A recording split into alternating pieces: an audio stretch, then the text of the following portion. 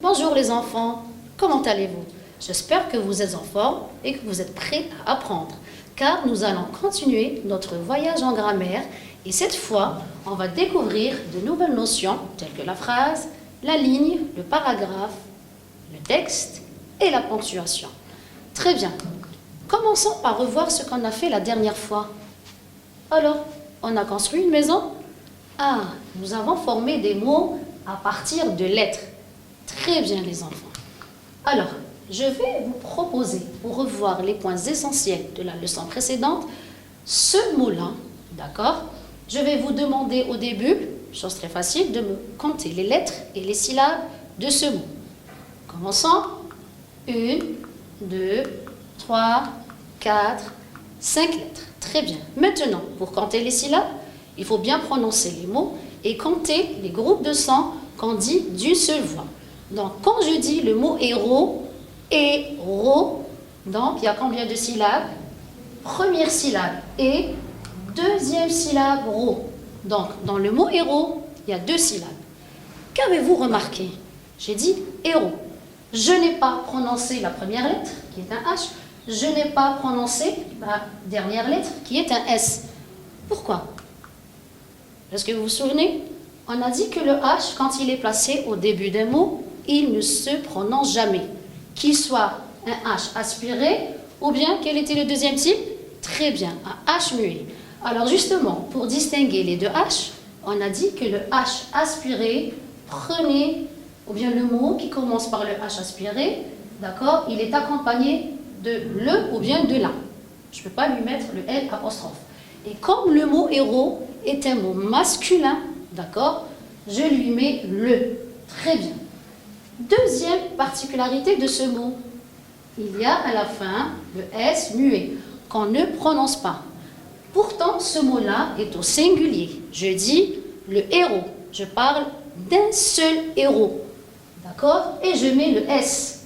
Il y a des mots comme ça en français, les enfants, qui prennent un S, même quand ils sont au singulier, comme le mot souris ou bien le mot tapis qu'on a vu la dernière fois. Très bien, les enfants.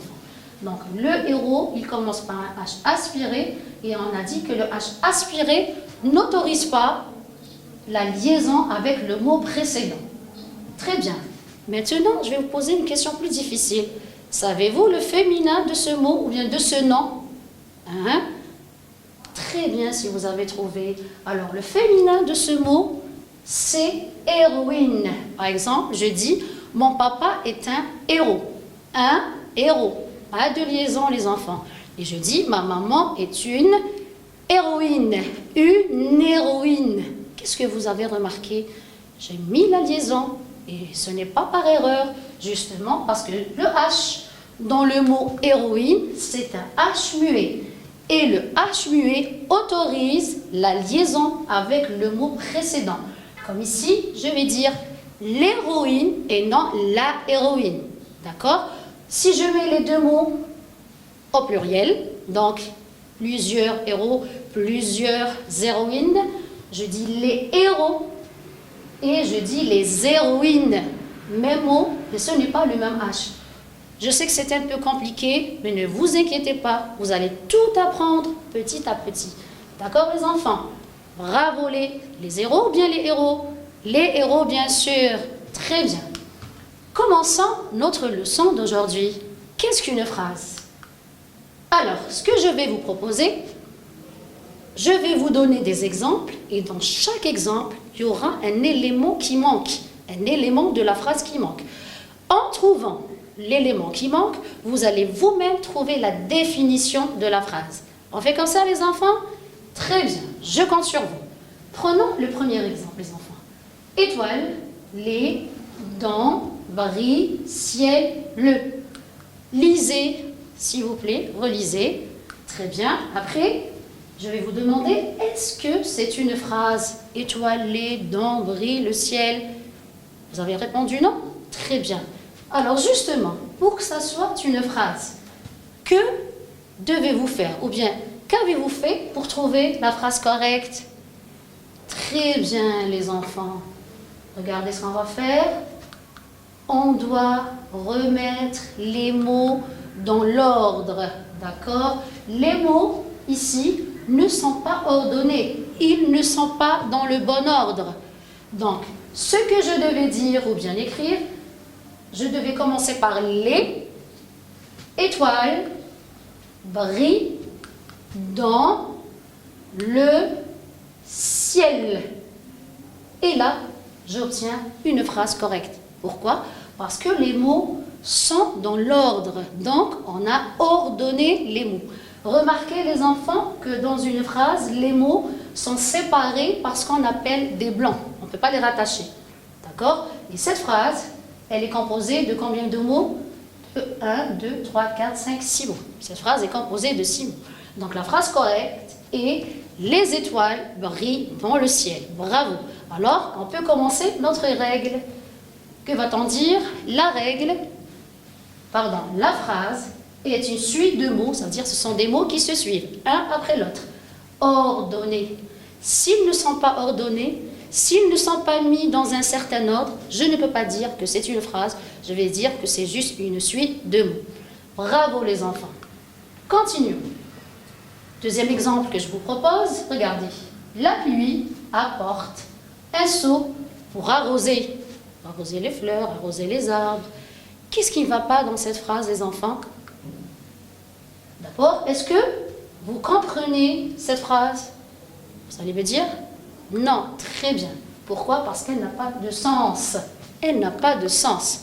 Donc, si je ne la comprends pas, donc si elle n'a pas de sens, je ne peux pas dire que c'est une phrase, malgré que là, les mots sont dans un certain ordre. Très bien. Donc, on va compléter notre règle et on va dire, alors, on a trouvé le premier élément, c'est une suite de mots ordonnés. Et là, ce que vous venez de découvrir seul comme des champions, c'est que la phrase doit avoir un sens, d'accord? Elle veut dire quelque chose. Quand je la lis, je la comprends. Très bien. Continuons. Troisième exemple. Lavez-vous souvent les mains, la propreté éloigne les maladies. C'est un conseil en or. Lavez-vous souvent les mains, la propreté éloigne les maladies. Qu'est-ce qui ne va pas encore dans cette phrase? Très bien, il y a des choses qui manquent. Les mots sont ordonnés, je peux la comprendre, mais en la lisant, je vois qu'il y a quelque chose qui ne va pas. Vous allez découvrir pourquoi. Alors, la phrase n'a pas commencé par une majuscule et elle n'est pas terminée par un point. Et là aussi, parce que justement, ici j'ai deux phrases. La première étant « Lavez-vous souvent les mains ?» Donc, une phrase doit commencer par la majuscule et se terminer par un point. Et la deuxième phrase est « La propreté éloigne les maladies », c'est la deuxième phrase. Et justement, on doit mettre le point pour distinguer les phrases, pour organiser les phrases. D'accord? Très bien. Alors, on va compléter encore une fois notre règle. Et le troisième élément, très important, c'est que à l'écrit, bien sûr, la phrase doit toujours commencer par une majuscule et se terminer par un point. Mais là, il y a une précision à faire, les enfants. Alors, une phrase peut se terminer soit par un point, ou bien par un point d'interrogation, ou bien par un point d'exclamation, aussi par ce qu'on appelle les points de suspension. Les enfants, ces points-là, on ne les met pas par hasard à la fin d'une phrase.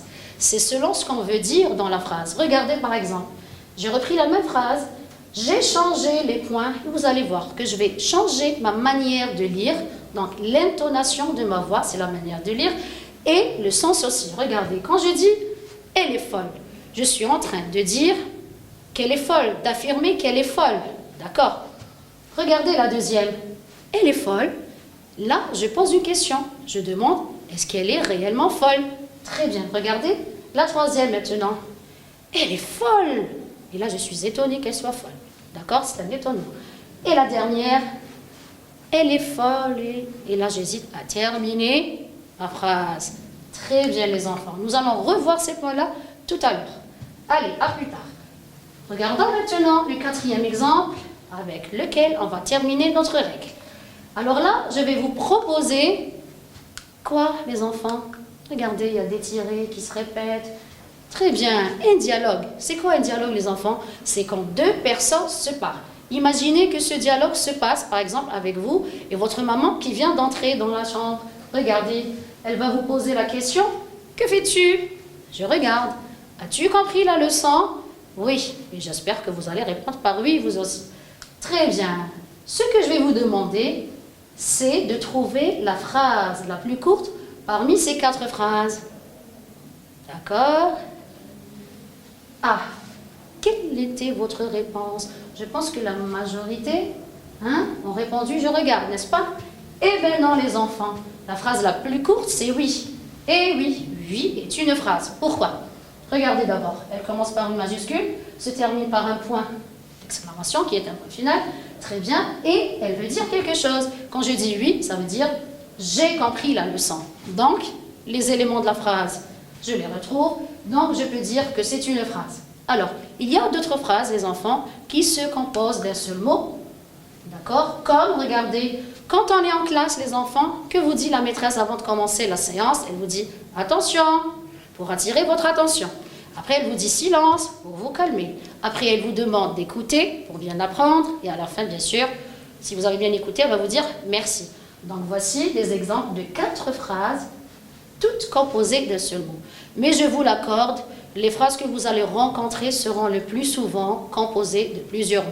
Bravo les enfants, vous avez trouvé vous-même la définition de la leçon d'aujourd'hui. Alors, ce qu'on a appris, c'est que la phrase est une suite de mots ordonnés, mis dans un certain ordre. Justement, cet ordre-là nous permet d'avoir un sens. Donc, quand on lit la phrase, on la comprend. Et en écrivant, on doit toujours la commencer par une majuscule et la terminer par un point final parmi les 4 points qu'on a vus tout à l'heure, selon le sens qu'on veut donner à la phrase. Bravo, vous êtes mes héros les enfants. Très bien.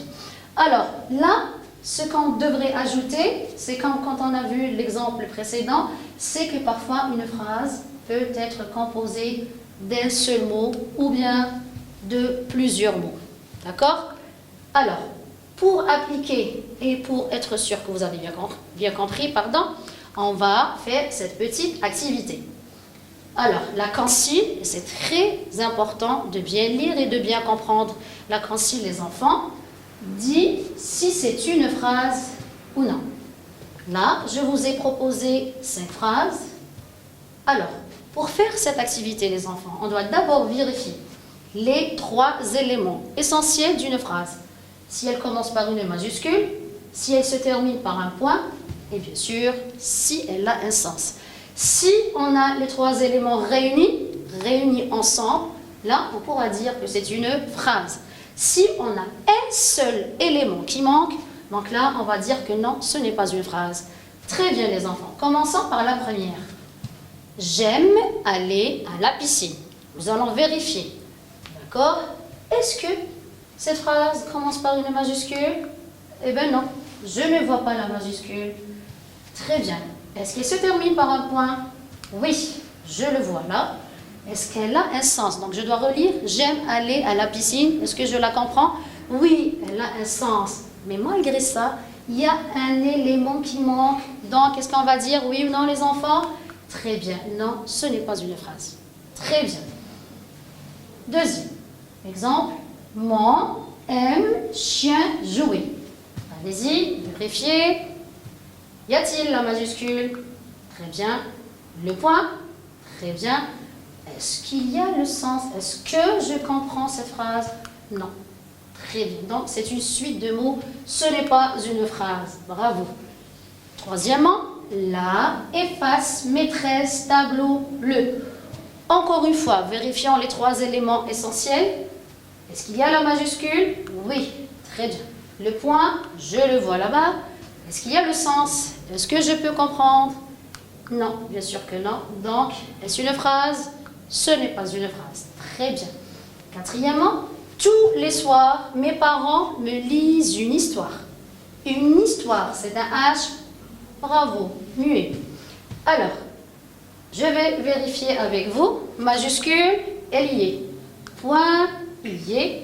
Sens, il y est. Donc, c'est une phrase. Très bien. En dernier, dors. Mais attention, moi je vais vous dire, suis. Et sois attentif. Alors, dors. Est-ce que ça commence par une majuscule? Oui, le D. Est-ce que ça se termine par un point? Oui, le point d'exclamation. Est-ce que je comprends? Oui, là, je donne un ordre à quelqu'un. Donc, le sens y est. Alors, qu'est-ce que je peux dire? C'est une phrase composée d'un seul mot, comme on a vu tout à l'heure. Très bien, les enfants. Alors, voyons maintenant, bon, d'abord, j'espère que vous avez bien compris ce que c'est qu'une phrase. Si c'est un peu confus, vous pouvez retourner en arrière, d'accord les enfants, et revisionner la vidéo plusieurs fois quand vous voulez. Très bien. Alors, on va voir maintenant ce que c'est qu'une ligne. Alors, la ligne, on vient de voir la phrase, vous allez voir que la ligne, c'est un peu différent, d'accord? Je vais vous montrer pour que ça soit plus clair. Regardez, ce que je vais faire, je vais encadrer une ligne. C'est la première ligne. Donc là, il y a plusieurs choses écrites. Nous, on va compter les lignes. Regardez là, j'ai encadré la première ligne. D'accord? Quand je saute une ligne, quand je vais au-dessous, la ligne est terminée. Donc là, je vais compter la deuxième ligne, troisième ligne, quatrième ligne, cinquième ligne, sixième ligne, septième ligne. Donc, dans cet écrit, il y a combien de lignes? Je parle de lignes, les enfants. Combien? Très bien, il y a 7 lignes. Revoyons le même écrit, mais cette fois, nous allons compter les phrases, les enfants. Soyez attentifs. Savez-vous comment faire pour compter les phrases, les enfants? On doit trouver toutes les majuscules et les points. Première majuscule, premier point, d'accord? Deuxième majuscule, deuxième point. Troisième majuscule, troisième point. Donc, qu'est-ce que vous en pensez? Il y a combien de phrases? Souvenez-vous, on a dit qu'une phrase. Une phrase commence par une majuscule et un point. Et là, j'ai trouvé 3 majuscules et 3 points. Donc, voici la première phrase. Je vérifie. Majuscule, point. Très bien. Deuxième phrase. Majuscule et point. Troisième phrase commence par la majuscule et se termine par un point. Donc là, j'ai combien de phrases, les enfants? Très bien, on a trouvé 3 phrases. Vous avez remarqué, tout à l'heure, on a compté 7 lignes. Et là, on a compté 7 phrases. Donc, vous avez vu la différence. Très bien, les enfants. Regardez bien l'écran, les enfants. Je sais que c'est écrit un peu petit, mais vous allez voir pourquoi. Alors, que remarquez-vous? On a des groupes de phrases. Vous pouvez, je pense même les compter. Regardez. Premier groupe, deuxième groupe, troisième groupe. Ou bien, je peux dire que c'est 3 ensembles de phrases. Ils sont séparés par un blanc, ce vide-là. Alors, justement, c'est ça un paragraphe. Donc, un paragraphe, c'est quand on met des phrases ensemble avant de faire un saut de ligne. Donc là, je peux compter les paragraphes. 1 paragraphe, 2 paragraphes, 3 paragraphes. Donc ici, je peux dire qu'il y a 3 paragraphes. Comment les a-t-on distingués? C'est par le vide ou bien le blanc qui était entre les groupes de phrases. Très bien. Alors, on a dit tout à l'heure qu'un ensemble de phrases nous formait un paragraphe. Et un ensemble de paragraphes nous forme, les enfants, un texte. Très bien. Donc, ce que je peux dire, c'est que ce texte est formé de 3 paragraphes. Très bien. Nous allons découvrir maintenant, les enfants, ce qu'est la ponctuation. Regardez. J'ai un paragraphe ici. Je vais vous demander, que voyez-vous dans ce paragraphe en plus des mots? Qu'y a-t-il en plus des mots? Très bien. Vous voyez des signes. Mais que font ces signes ici? Très bien. D'abord, on va nommer les signes qu'on vient de voir et on va dire quel est leur emploi. Comment les emploie-t-on dans une phrase ou bien dans un texte? Très bien. Là, je vais vous faire connaissance avec les signes les plus utilisés. Bien sûr, il y en a d'autres. Commençons par le point. Voici son symbole. Alors, le point, il marque une pause importante. Pourquoi? Parce qu'il indique la fin d'une phrase. Très bien. On a aussi la virgule. La virgule, voici son symbole.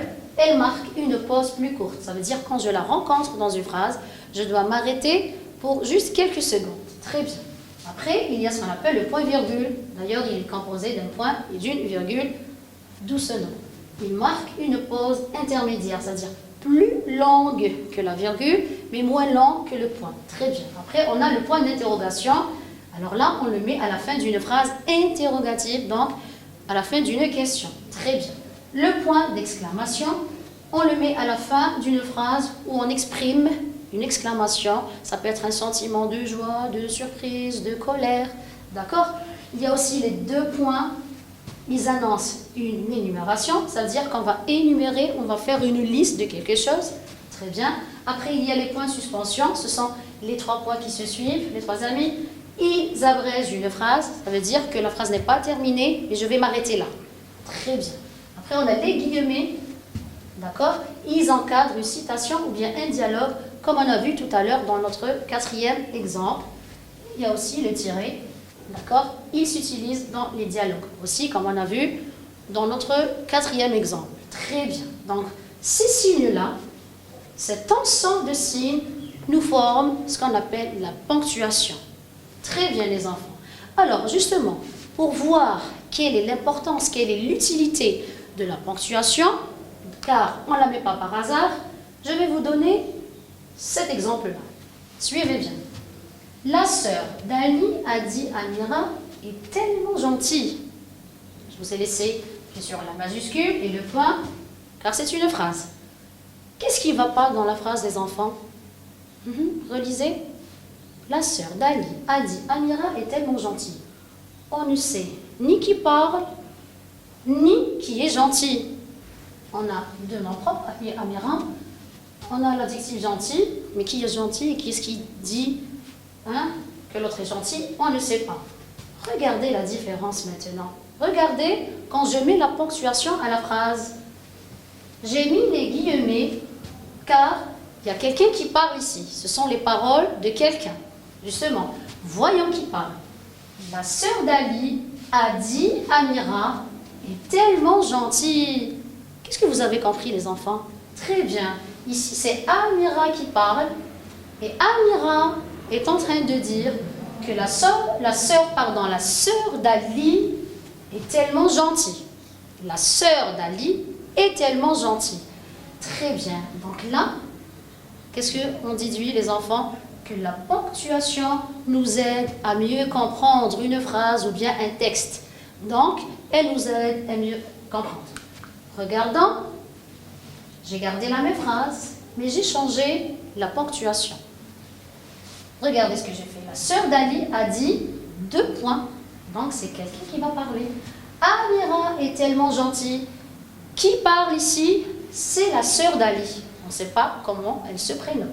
Mais que dit-elle? Elle dit que Amira est tellement gentille. Rappelez-vous, dans la deuxième phrase, d'accord? C'est Amira qui dit que la sœur d'Ali est gentille. Et dans la deuxième phrase, c'est la sœur d'Ali qui dit que Amira est gentille. Enfin, on espère que les deux sont gentils. D'accord?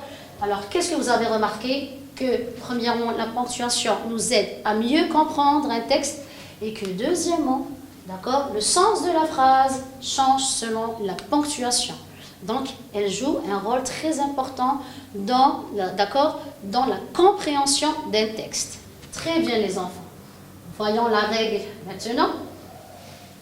C'est ce qu'on vient de connaître. La ponctuation sert à mieux comprendre un texte et à faciliter la lecture.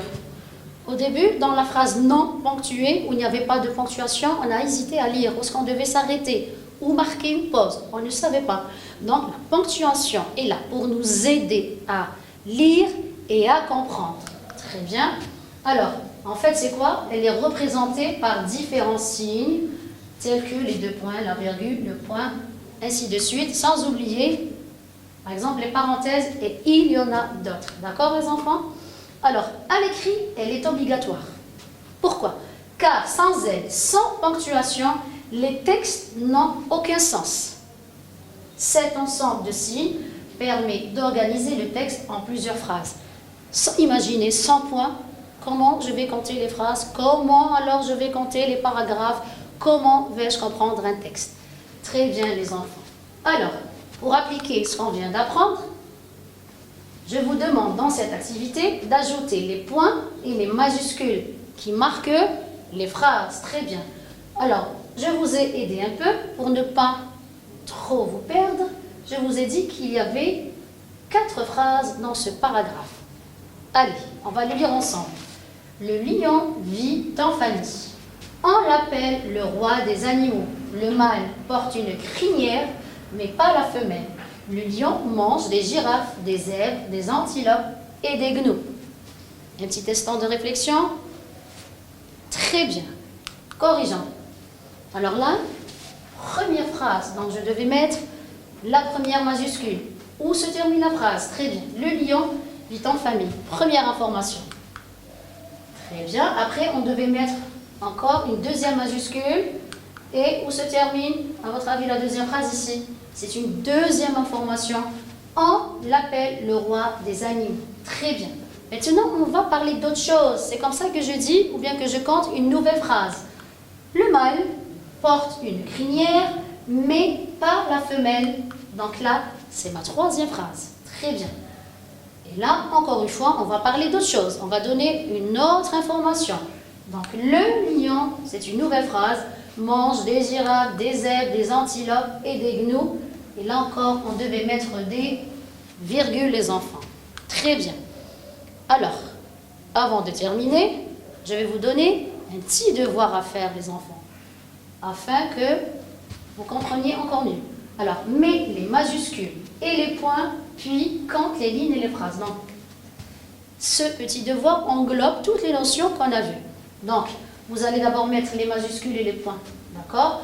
En mettant justement ces majuscules et ces points, vous allez pouvoir compter les phrases, d'accord? Puis, vous allez compter les lignes. Très bien. Alors, je suis votre maîtresse de CE1. Nous allons être toute l'année ensemble. Quel bonheur! Pour que cela se passe bien, il vous suffira de travailler et moi, je suis là pour vous aider à apprendre. Et c'est ça notre beau métier. Alors les enfants, relisez s'il vous plaît plusieurs fois ce paragraphe, d'accord, pour pouvoir distinguer les phrases. Une fois que vous avez distingué les phrases selon le sens de ce qu'elles veulent dire, donc là, vous allez leur rajouter au début la majuscule, au début la fin et les lignes. Vous savez comment les compter, je peux compter sur vous. On est arrivé à la fin de ce deuxième cours de grammaire. J'espère que le plaisir a été partagé et j'espère aussi que vous avez appris beaucoup de choses. Je vous donne rendez-vous à une vidéo prochaine. D'ici là, prenez bien soin de vous les enfants et surtout soyez curieux. Au revoir.